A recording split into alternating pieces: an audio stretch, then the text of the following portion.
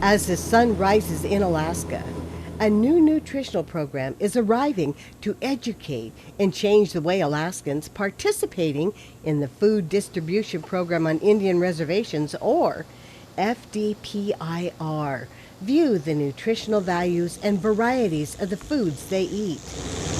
Today we are traveling to a community of Selawik, Alaska. The native village of Selawik, a federally recognized tribal agency, only recently started administering FDPIR in April of 2010. Yet their community has the highest number of households that have signed up and now benefit from the program.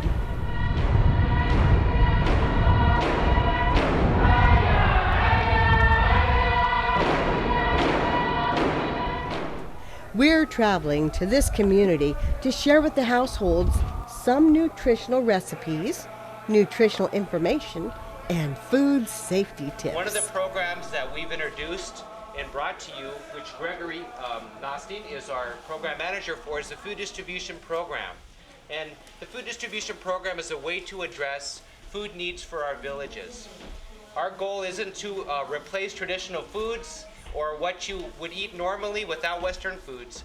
But our goal is to address any food needs that you may have in addition to the traditional foods that you eat. They tell me, because I'm diabetic, I need to start eating more, my traditional food, and I've been trying to do that lately, and I feel better. They give us recipes to make cranberry muffins and blueberry pies, and without much of the sugar.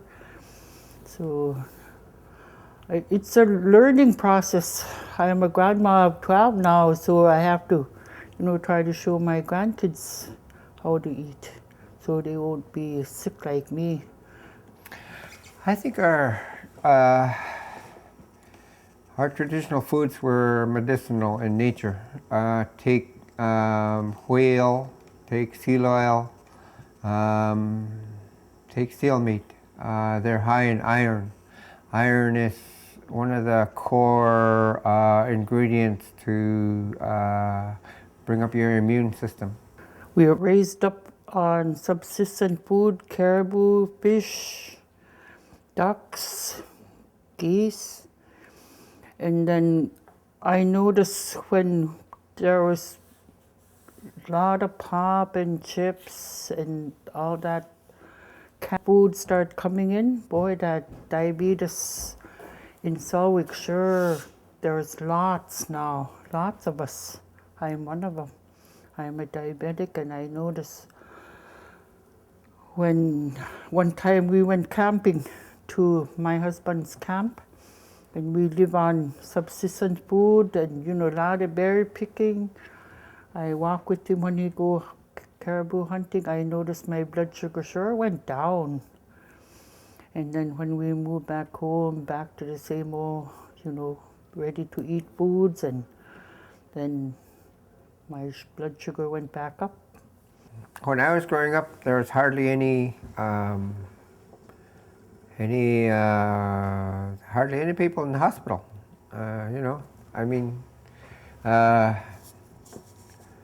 Everybody had their dog teams. All the families had their dog teams. We get wood using dog teams. We hunt. We fish. Everybody uses rowboats. Everybody's exercising. Everybody was busy. When my husband and his family used to hunt caribou and get fish, that was real easy to fill our freezers. Free, we just have to work for it. Just pay for the gas and get shells. And then nowadays, gas prices are so high, and the meat products in the store are so high too. Even the milk, even the water. I think our energy is the highest in the nation here. It is. What's happening is that's gravitating people to utilizing the processed foods as their primary place of food source. It's really important that we, mix. Yeah, it's good to eat, like store-bought foods once in a while, but not all the time. It's healthier for our kids, I know, too, for, the meat is, caribou and moose meat are healthier than the beef, because we don't know what the cows eat out of states or wherever they grow up. And here we know they eat up the ground, from the lichen and the willows. So we know what they eat, they're healthier. So it's healthier for us. And berries. Seal oil, seal meat, whale is high in omega-3 fatty acids. Like my grandkids like to eat seal oil with meat, dried meat, fish, meat, and real important in our family. My blood pressure, I bring it down just using the foods, there's celery. If you take celery and mushrooms, will bring your blood pressure down naturally. If we didn't have meat and fish and ducks, seal oil, I don't know how we would survive. Our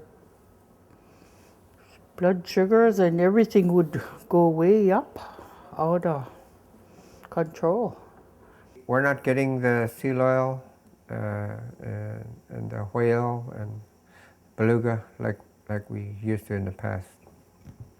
And that everybody's reliance on store-bought foods is getting our people at risk. And I think we need to get the word out. I think this effort that you guys are doing in addressing nutrition, it's a life-saving. It's a life-saving mission, I think, that we need to do to the people at large in the villages. I commend you guys for doing that. I think it needs to be done.